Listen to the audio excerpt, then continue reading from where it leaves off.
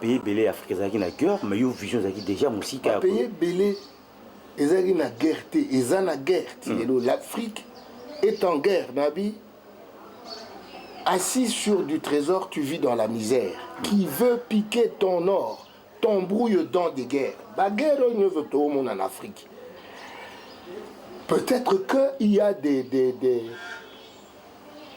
traîtres des lâches bana ya Afrique bango moko o bazo kende côté ya ba sayan na biso bazo kende côté ya ba ça dit occidentaux okay. Il y a des lâches parmi nous et parmi nos dirigeants d'ailleurs Banza London TV fonctionnaires aux amona soldats aux amona policiers au comme tenté au bimani banda bano yo bazana moi esprit makasi ba tambusa effet bano esprit a pété basimbi machette kuluna na soir ces jeunes gens ya kuluna baza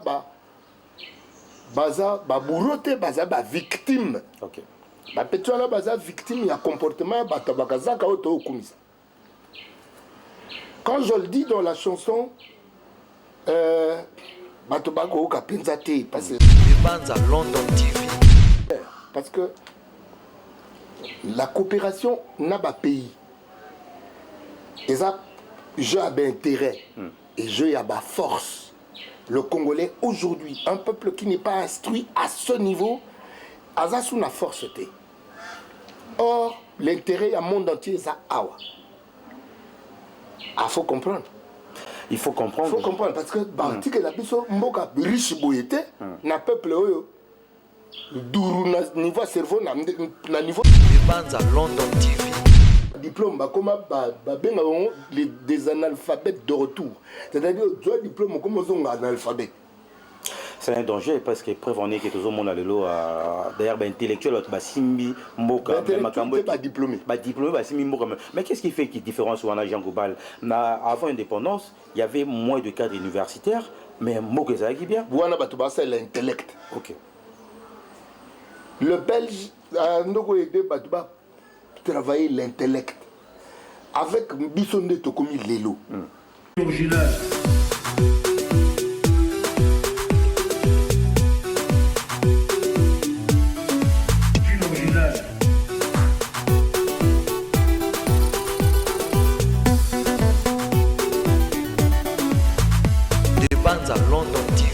Dimanche à tous et à toutes, merci à vous de nous faire confiance à travers votre télé qui n'est rien d'autre que la poursuivre votre magazine socioculturel, c'est-à-dire Sensation, là où nous vous donnons l'opportunité de découvrir des artistes qui évoluent à l'intérieur tout comme à l'extérieur du pays. Aujourd'hui, on a un grand plaisir de recevoir un artiste pas du moindre, lui s'appelle Jean Goubal Kalala. Il sera avec nous de moment à l'autre. Alors Jean Goubal, comment vous allez? Oui, ça va. Ça va. Ça fait un bout de temps. Vous étiez à l'extérieur du pays ou vous étiez toujours au pays? Je sors de temps en temps, mais je suis là. J'ai fait quelques sorties, quelques sorties internes, c'est-à-dire par rapport à Kinshasa. Donc j'étais à l'intérieur du pays. Mais je suis là. Vous êtes là, Jean Goubal, par rapport à votre carrière. Vous avez maintenant fait combien de temps dans votre carrière musicale? Oh là là. Oh là là. Ça, je ne sais pas dire exactement parce que je ne sais pas situer la frontière entre le moi non musicien et le moi musicien. Le moi musicien de carrière et le moi musicien amateur parce que je joue à la guitare depuis que j'avais 5 ans. OK. C'est mon frère aîné qui m'a appris les premières notes de la guitare. Et depuis que j'avais 5 ans, aujourd'hui j'en ai 57, je ne me suis jamais séparé de la guitare. Donc, et de la chanson et de l'art, de toutes les façons. Parce que le premier théâtre radiophonique que j'ai fait, c'était en 1968. J'étais élève au collège Albert Ier dans le temps. Le tout premier théâtre radiophonique, j'étais gamin et je passais à la radio, alors qu'il n'y avait qu'une seule radio. Et c'était nous, les élèves du collège. Là, vous gardez de belles souvenirs. Ah oui. Ah oui. Musicien, j'ai commencé à animer des fêtes à l'école. Et Mais c'était parti quoi. J'ai fait la musique, il y a Manzanzana quartier. Et j'ai fait la musique à la chorale Saint-Augustin de Limba. Au collège, quand j'étais élève, je jouais dans les fêtes du collège et c'est comme ça que j'ai été vu. J'ai joué pratiquement dans beaucoup d'orchestres. J'ai joué avec Kalamassou, j'ai joué avec Madiata, j'ai joué dans les Redoutables d'Abeti, de Leminzoto, de Père Buffalo, j'ai joué avec Manesi Baba. J'étais dans Zaïko, j'ai joué avec Okumwanwan, waouh! Mais Jean Goubal, vous êtes compté parmi les grands musiciens de notre pays. D'abord, vous, tant que musicien, la musique, ça représente quoi? La musique, c'est un monde. C'est mon monde. Parce que j'y ai trempé depuis que je suis gamin. Et la musique, pour moi, c'est aussi un monde de recherche. Ça, c'est ce que nous avons eu du collège. C'est au collège que nous avons pris le goût du livre. On a commencé à lire, on était gamins. On allait dans nos bibliothèques au collège et puis dans les après-midi, on restait pour les études, pour lire, bouquiner. Et moi, j'ai pratiquement une centaine de livres. Livres et syllabus, c'est dans les 120 de musique. Ok. Voilà, c'est mon monde. Et quand je parle de musique, j'essaye de comprendre ce dont je parle. J'essaye de comprendre ce que je fais. C'est pour cela que parfois, quand je dis une autre musique, c'est arrêté à une seule chanson. C'est parce que aussi ça m'énerve. Parce que la plus grande partie des musiciens ne sont pas amis à lire. Ok. Ne sont pas amis au livre. Ok, Voilà. je comprends. Voilà. Mais Jean Goubal, comme je le disais tantôt, vous êtes parmi des grands musiciens de notre pays, vous êtes un artiste hors du commun. Vos sources d'inspiration, vos chansons, Baibinga Bomwana, d'abord, Sorozoyoka, Message Yana Kati, ça vous pousse à réfléchir à source d'inspiration dans les aranim. Ma source d'inspiration, il y a ma source d'inspiration, elle bouffe en colo. Colo Yemo. Et puis après, c'est la vie courante. Ok. La vie courante.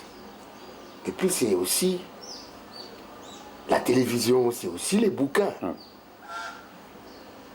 Peut-être le style est constitué par le fait de l'éducation et de l'instruction aussi.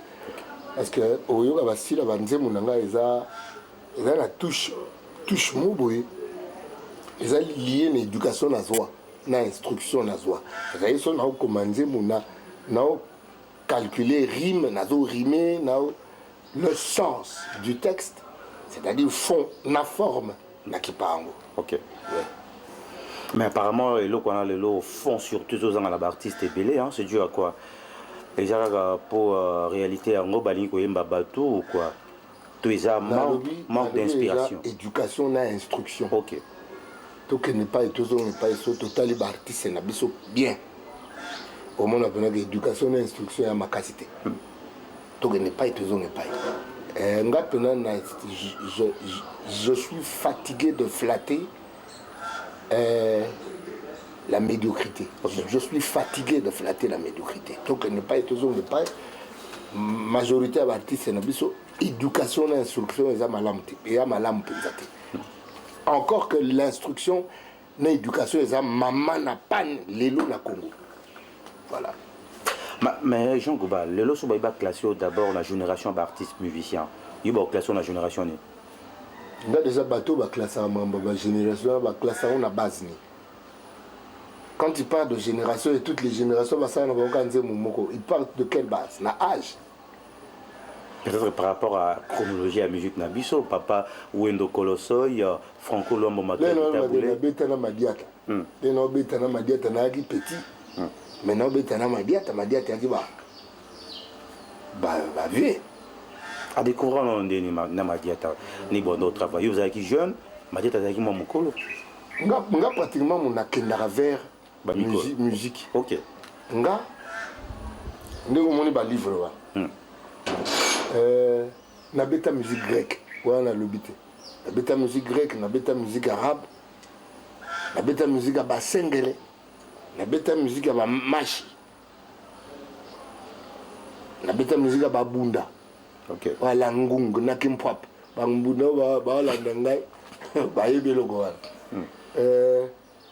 c'est-à-dire eza monde na nga c'est plaisir ya kocomprendre bango babeta boye po nini quels sont est-ce que quand nous avons babunda to beta la bantu mekanku mekam la bantu 5 quarts musique folklorique et beta 5 quarts zoba mission na biso tuna ba 5 quarts ezani enfin na ina bato ba ebele ba koyeba mais ba mission na bino bokumisa wana tuna ba 5 quarts ezani apparemment ko legano na ina et pesa moi confiance mo bomo na baninga muso ba na ngote.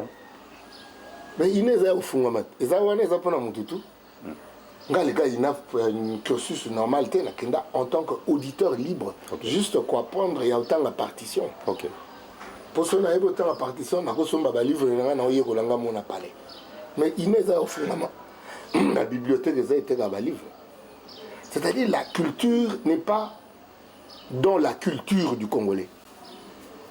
La culture de se cultiver n'est pas dans la culture du Congolais. D'ailleurs, quand on a le baguette, on a congolais. Tiens, comme les gars, on a livre, c'est fini. Mais là, la salle, la salle, on fait la salle, blague, voilà.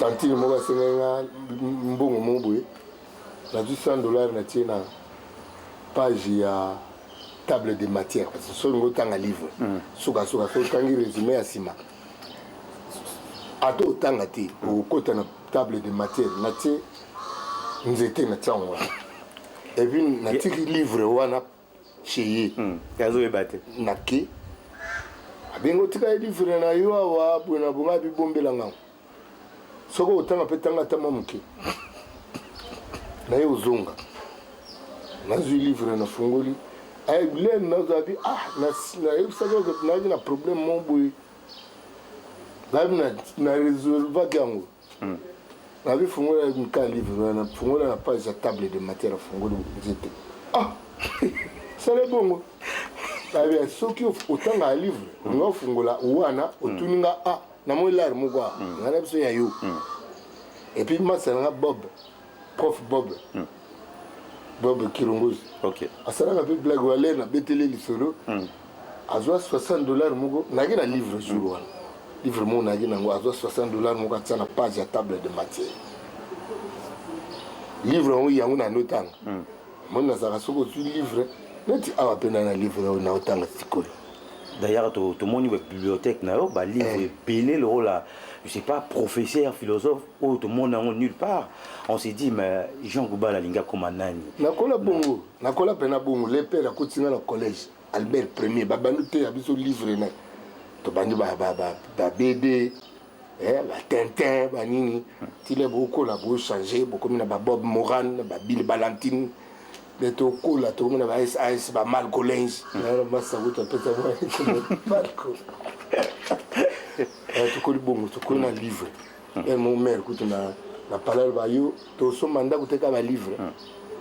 Mais là, nous un livre, on a bibliothèque, on a des arts et écouter mon bébé, parce que les livres, on les a trop chers. Là, moi, là, le bébé, mais. Baninga musu batira la na bakara na ba ela musika penate na ba bobe tomelaka na bakara ngope wana yana musika penate mais la richesse qui est dans les bouquins c'est ce qui fait que les musu somona ozo ba moi makambo na ba domaine où ça OK parce que toléaka ba yaboki mais pour nous toléaka ça un peu maïelité parce que c'est un aspect de l'homme quand on parle de l'homme intégral on parle de la chair de l'âme et de l'esprit. Maïel n'a quand même partie à âme parce que l'intelligence c'est dans l'âme là-bas qu'on nourrit. On nourrit l'intelligence. Esprit on est comme un banco, on est très le sample. Mais est-ce qu'en dehors à musique on dit ma bien grand philosophe? Mais on a eu tous un diplôme dans l'autre. Ah bon? Oui. Ouais. On a Saint-Augustin, Université Saint-Augustin, 18e rue, à auto défendre mémoire nanga sur éthique environnementale responsable. Okay. Éthique environnementale responsable, c'est-à-dire principe responsabilité les livres dans la tangi ya Hans Jonas, c'est un auteur allemand. Akoni makambo kitoko na kati makambo kitoko, mais quand au so koti na kati principe responsabilité au kutana vie environnementale, parce que l'environnement de l'homme c'est d'abord toute la nature qui l'entoure et aussi l'homme parce que faisant partie de la nature. Et la côté de la philosophie, la côté le monde comme la scène la mémoire. C'est au centre qui ont déjà le principe responsabilité on a traité ça un paradigme ni bali. Le parent et homme d'État. OK. Et homme d'État en termes de responsabilité, sauf n'a pas analysé la politique il y a Congo banda na yebiango. Ate responsabilité zapenzate. Na côté il y a homme politique.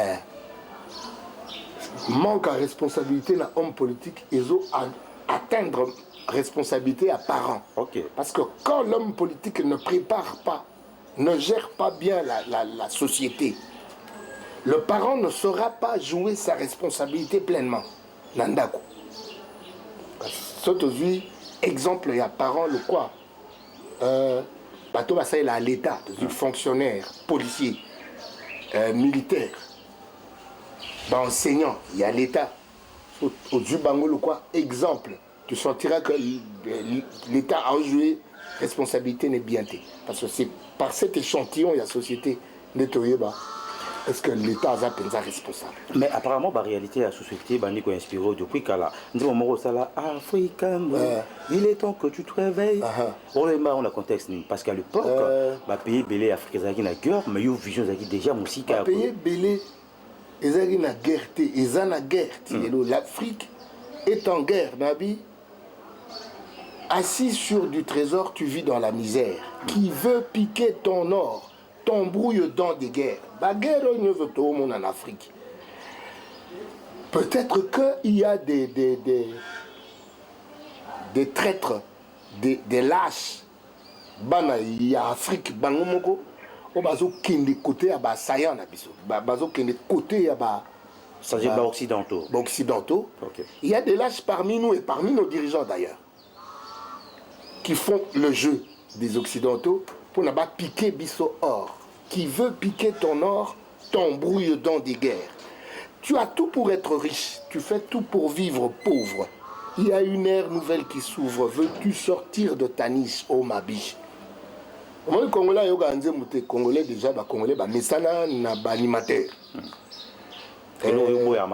Surtout la sanité. Na boya animateur T. Mais est-ce qu'animateur à cause d'un texte T? Comme ça, tu as Félix, vas-y quoi, na JB. Est-ce que tu as dit atala kumoka boka bekare mon tracé delta auto yekola la tiki par exemple en mathématiques.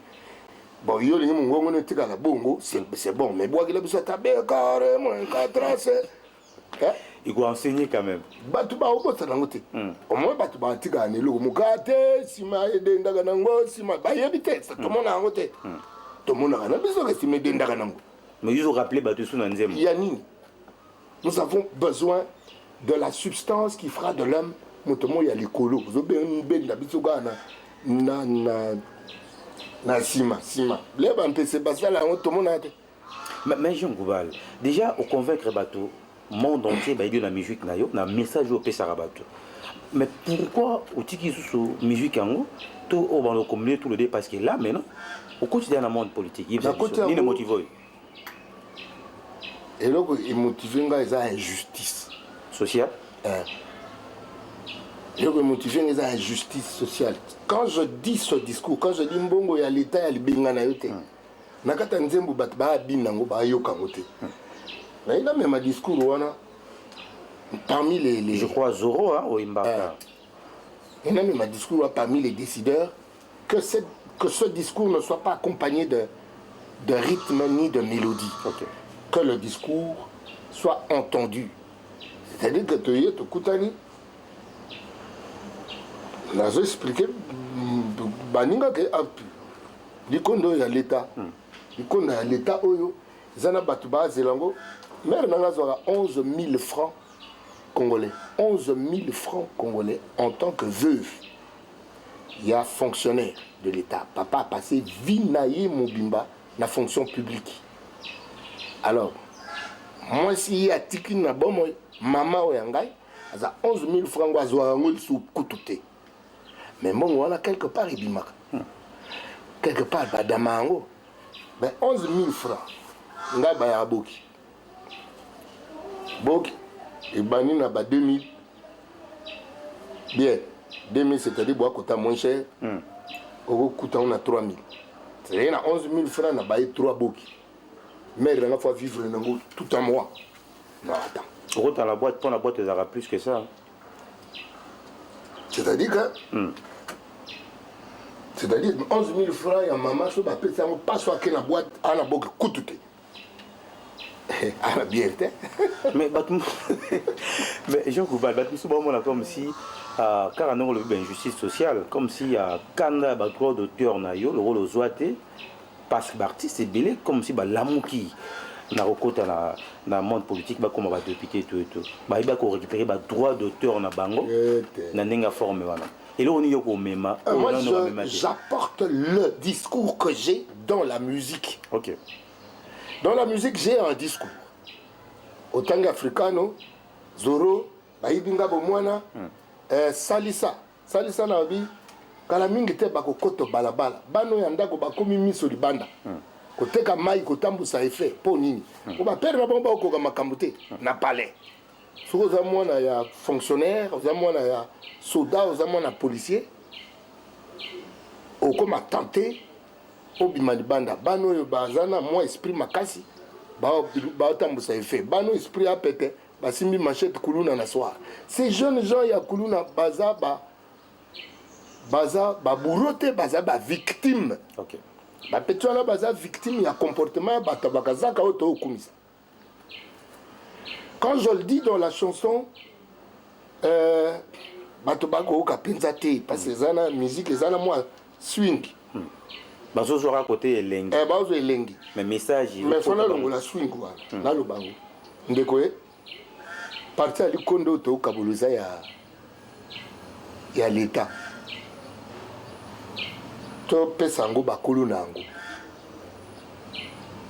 J'ai un discours, moi j'ai un discours, je vais appliquer. C'est-à-dire que ce musicien va continuer. Et ça va musicien va foutre musicien la banque. Va continuer le point au Lugano. Yo orchestre mouké va pesa yo au foutre la batute, va dire au bêta matolo. Au y a une politique mais le même bâton va bien bango ba boss prise grand prêtre. C'est la flatterie. OK. C'est comme ça que l'on vit dans la flatterie. Moi, je vivana ba musicien ba compagnie ngai. Tokenda na Braza, to beta concert na Braza, ba to Braza ba approcher ba musicien to beta na bango ti batuni. Jean, yango ba musicien o yuza na bango baza ya kisasa. Pas ce comportement aux ba musicien ya kisasa te. C'est-à-dire naza bato yo mutu et ça là, c'est-à-dire ce ne sont pas des gens qui sont là pour me flatter parce que so bo flatter nga en face nanga. Okay. Et c'est ça le comportement. Il y a des jeunes musiciens qui ont appuyé, peut-être, mais Lexus, je l'appuie. Parce que c'est un garçon qui a du discours et il a. Tu profiter d'ailleurs pour nous saluer. Lexus, il a un discours et il a un combat qu'il mène, le combat pour l'autre, pour le prochain. Lexus, je soutiens, mais la politique, parce qu'il y a des gens qui se comportent, va se comporter. Mais apparemment, Jean Goubal, il y a des artistes intellectuels, Lexus de même, un discours, mais comme si la musique, et comment ça, croire ça, il y a différence. Musique à cop, attends, les écoute musique et à musique té. Tu vois quand il ton giti il ton couteau kingi, tiki comme bilo résolé quand le canal yangona. Il s'est mboisaté. Fond exact. Et l'ogozaté, c'est-à-dire il n'y a pas en amont un travail, on ne sent plus là. Mais je crois que nous avons continué dans le monde musical. Tout le monde nous connaît Youssou Ndour, artiste local, il y a renommé international, il y a na poste monene na mboka na bango ba honoraki est-ce que zo mona pe ya lelo net na ministère de la culture na biso pour que makambo échanger il faut que sa chance na artiste moko mais ngani na koti makambo na freiner soute nde na koti makambo na freiner soute na koti na députation na kanzi ba mandé oya na obliger pena chef de l'état donc ça la vision moulay ah oui Togo tikala ko comme complice nous sommes complices de notre misère bandeko poto ba considérer nous comme étant complices à misère bandeko ba c'est ça nous sommes complices de notre misère c'est-à-dire quand on sait voir des choses et qu'on ne fustige pas on se fait complice ngana lembi ko za complice déjà nandule na complice à mon te na éviter so landa aller na saka ba superstar Vodacom quand j'y vais aux ara droit so mani ya petit aya na papier à gumba boui oh vie masa no mtati tindi papier na tune oye pona oyemba oh ngabi shimba papier no yemba na petit aya ndi ligoro de bien na fungo li papier na tangi na bengi masa na c'est orienté petit on a plan musu c'est-à-dire que là j'aide le petit bien que na moi méchant. Les fantômes sont 53% n'expliquent que petit double chic. Les condamnés kuyebayo. Et il faut y aller avec de la valeur parce que la coopération n'a pas pays.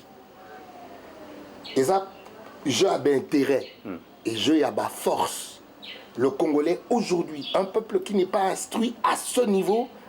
Azasu na force te. Or, l'intérêt à monde entier est à Awa. Ah, faut comprendre. Il faut comprendre. Il faut comprendre parce que Banti que la biso mboka riche boyete na peuple oyo duru na niveau cerveau na niveau to komi. Non, on va pas nous laisser le Congo. On doit investir dans l'or. Toza Tchad te na Tchad comme kana biso nda oyo za mai kuna nanko. Mboka le kwa Tchad oyo ka ki jour basala ki l'accès président na bango à surprendre batuna na douane baba la bosso chef de l'état na bango tambola comme na Mobutu OK c'est ce que la tchal likonda kuna po batonga baba na kombo c'est que so mboka ngo makonde zo uta po batonga Dubaï mbo mse utaka Dubaï otomo ke na fier mbo mse uta awa on histoire vous savez c'est uta nene Mobutu appelle ça donc OK Badouba yamboke pitonga mikolo. Mais bilo que Guyo ka teke bombe ya Hiroshima na Nagasaki uranium meuta. Ba faire rebelle utaka biso to teka na ndombolo na cerveau. Je suis fatigué de laisser peuple na ndombolo na niveau na cerveau, c'est bien qu'on se saoule na ndombolo, c'est bien, mais attends, ce qui ndombolo côté l'église, ndombolo côté la politique, c'est biso peut teka na ndule. Biso pe to beta ndombolo te na ndulango to tika bino bo me ndombolo na politique bo me ndombolo na église bo me ndombolo na TV na presse. Alors Jean Goubal maintenant discours aujourd'hui je dois sentir discours déjà un homme politique si quoi musique au chango non je suis artiste né être Bill Clinton a donné un saxographe Ronald Reagan acteur tout en étant président et qui matin nous les qui mangata c'est-à-dire discours na ngezabu na sina na yemba banzembo ebele na loba makambo le quoi ba yokite na lobo la musique na maloba na lobaka to ken so na ba décideur on to comme ensemble to comme bisonyo so ba décideur je pense que qui vivra verra tout année makambo ekende donc pour dire que artiste musicien intellectuel ba koti makambo après la carte je pense que Barobax sapé en plus la musique na bango na poni Barobax artiste musicien intellectuel tout humain il faut ça sera intellect né gymnastique mais pas besoin mingité hein na une émission sous ko mo ko sango ba kiso ba Michel Belé ba obeta libanda ba na makamba pa pamba eza po ntiki ya muke le ba pe ba des médecins intellectuels parce que toi là ba médecin il y a diplôme OK mais ba intellectualité toi là ba te belé ya bongo bazana titre moko en tant que diplômé dans l'andagi pasteur Godem Poy abi bopesa makambo etali économie ya mboka naba économiste, pas naba diplômé en économie. Ok. C'est très différent et ça Vraiment. dit tout. C'est-à-dire qu'il y a des gens qui sont intellectuels dans le domaine et il y a des gens qui n'ont que le diplôme dans le domaine. Ok. Voilà. Ils n'ont rien à proposer. Ils n'ont rien. Bango sous qu'on a diplôme, des analphabètes de retour. C'est-à-dire tu as un diplôme comme on a un analphabète. C'est un danger parce que preuve en est que tout le monde a le lot d'ailleurs intellectuel simbi moka intellectuel pas diplômé. Diplômé simbi moka. Mais qu'est-ce qui fait qu'il y a différence ou en agent global? Avant l'indépendance, il y avait moins de cadres universitaires, mais moka ça qui bien. Voilà c'est l'intellect. OK. Le Belge a aidé travailler l'intellect avec Bissonde Tokomi Lelo. Batuba corrompu. Combien il y a de diplômes au Yoki, Nasango, Mokolo diplôme à comment travail n'était. Il y en a. Tout y est.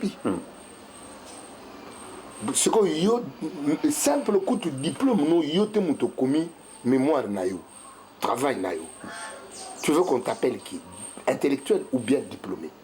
Je pense que c'est la réponse. Mais culture, place à culture, on a moka, on a pays, moko songolo tompakala.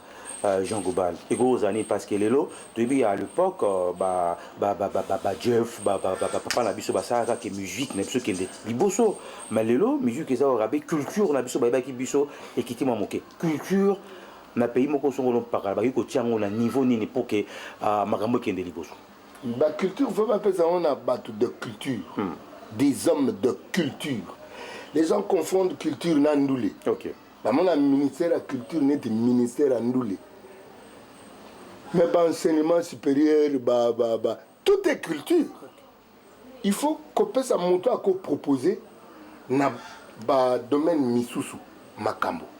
Ministère de la culture, il faut proposer à Makambo dans l'enseignement. Primaire, secondaire, universitaire. Le ministère de la culture fait proposer Makambo dans la famille. Genre famille, etc. Le ministère de la culture, le ministère à nous l'été. Parce que dans la culture, il n'y a pas que l'art. Et dans l'art, il n'y a pas que la musique. C'est-à-dire, dans la culture, il y a un ministère, il y a un liste. Il y a un ministère qui Sokoda, il y a un fonds de promotion. Et si moi la rebima. Et si moi les condé a dit ah, Kolo. Tu côté comme on casse. Au côté, moi je pense qu'il y a public bon, on a vu ça de partout, bazo comprendre, il y a Jean Gobal, mais est-ce qu'elle est là, c'est vrai qu'au côté politique, musique et foot, on a moi carton auto sali. Musique et foot, on a crèche. Moi crèche, ce que vous avez de chevalier de l'ordre de la francophonie. OK. Pour la musique. Naza na papier belé. Musique et footinga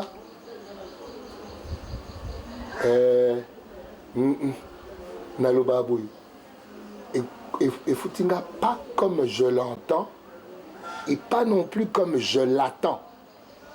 J'attends que musique et footanga ndenge fait footangai. Pour baninga na bino ba salif ke ita ozaki na bango dernièrement. Salif to betani na mariage ya Zoé. Atunanga na Congo, les musiciens sont yoboui. Je parle de Zoé Kabila. OK. Na Salif na fait un mariage naï. Salif a tout c'est que na Congo, les musiciens sont yobazana nukaka. Ça veut tout dire. Mais les musiciens pour quel public? Le public parce que si on a la musique c'est-à-dire un peuple qui ne veut pas consommer de la hauteur. Okay.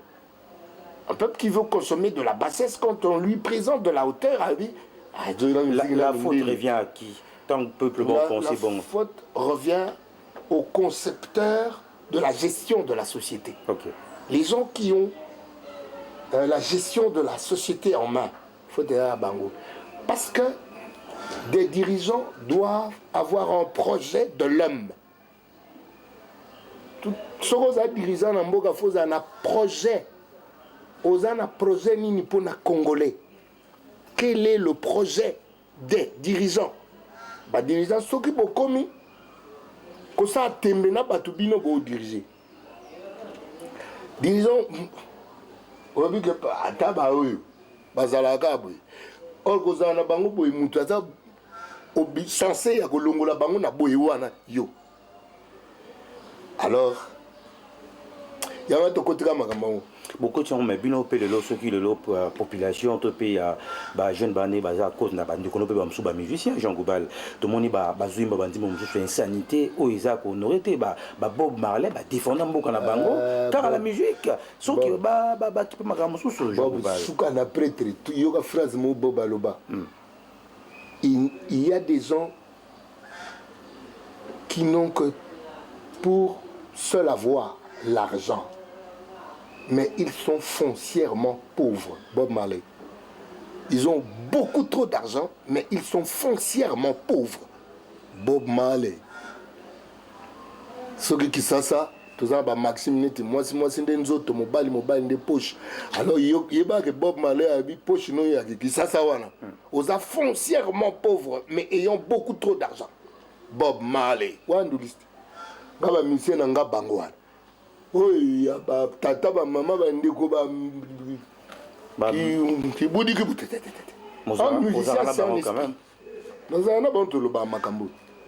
Un artiste c'est d'abord un esprit. Ouais, il y a sans esprit. La population suit le manque d'esprit. Moi je préfère le monde à l'Académie des Beaux-Arts. Okay. Je préfère mon Aïna. Si on va un artiste, se sentir artiste, à dégager énergie. Mais l'artiste, on a bien bisou, on a ndombolo, ok, bon côté. L'artiste, on a mon baf. On est Bob ma grand prêtre. Le grand prêtre est Kaloba. Oh, il Dalai Lama. Le Dalai Lama, oui. Ah, vous mettez la robe, nous on a Dalai Tara. Robe. Ayamba chef d'État, n'a ma papa. Oui, Mandela. Grand prêtre, grand prêtre, grand prêtre, batanga comme on a bangoté en tant que grand prêtre. Ce qui n'a pas de le kuta biangi vérité yuma pour agoloba mingi vérité à vanda kimia. Le lendo a kosi yende solo boanya yanoni nzete ambile koko botangu bate. So mutami bengi grand prêtre ska komi yango. Ba grand prêtre nandule est-ce que ba yebindule yango. Connaître la musique et être grand pour les yeux de quinoa. Et puis, Mouto Kumiso wana. Parmi la musique yani. Est-ce que disons paye la musique bayekola koyoka musique. Moboti nini oya kolinga oya e mwana sekana na moto. Oloba belé. Ils est belé penza. Nalobaki, quels sont les paradigmes de la responsabilité et ça parents et hommes d'État. Ceux qui m'ont botti à Oulingate, moi, je suis un moto, homme d'État, à Oulingate, peuple, je suis un baguette, l'air. Dernier mot, Jean Goubal pour la Lélo, par rapport aux pays mission. Vous pouvez se faire un billet, vous pouvez me le mal. Vraiment. Merci. Merci pour la temps émission. Je photo, mais ça n'a pas un discours. Il y a un discours sec. Tout mais ça en a où. Il y a un discours là. Porte mon sport bangelo. On a la colle pas basango. Ok. Mon idée ba comportement basango za wana. On va vivre en depuis na palais. Pour père là est séminariste. Ok. À côté de la collège Albert Ier la première année primaire. C'est-à-dire aux ana mia OK buka manga ba chikoté. Ba sali ba peso punition. Tokoli bongo. Nga la troisième année primaire, père a eu retard, il y a aussi un abonnement. Tout ça na lemba. Tu beta pat na père pour père à ça la fonction publique. Entre temps bus na bango la fonctionnaire ça. Ba master na la fonction publique, ba côté si ba na bango na bus na bango, il y a fonction publique. Père a dit bino boko na bus na bisoté po. Bino bo ba fonctionnaire té. Et ça contrefaçon que côté ça bana na bus ça va fonctionnaire. Mais le quoi ngainde responsable na bino na sombi abonnement té. To beta makolo na ngala bino po na mbongo pe kutu ya futa tikete. Bolongwa gombe ki lemba. Lemba.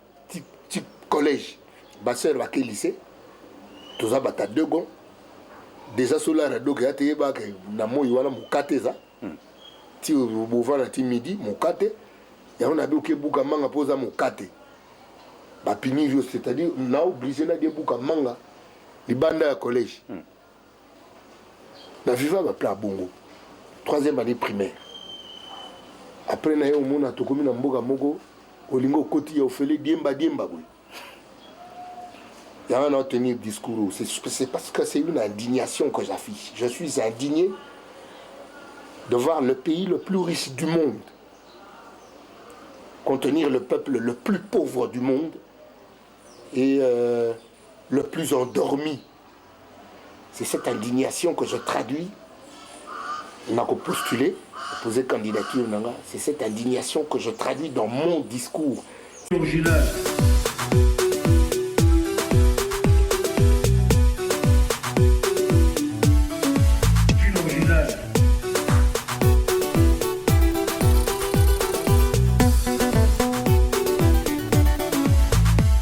Banza London